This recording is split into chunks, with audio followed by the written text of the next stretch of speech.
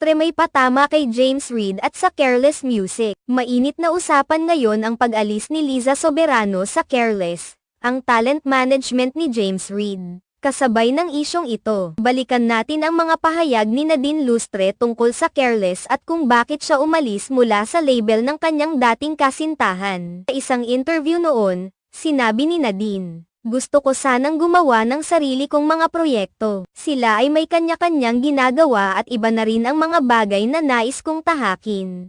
Ipinahayag niya na ang mga plano at layunin niya ay hindi na tumutugma sa mga proyekto ng Careless. Aminado si Nadine na sa tuwing pinapakinggan niya ang kanyang mga naunang album, nagiging emosyonal siya at nakadarama ng panghihinayang.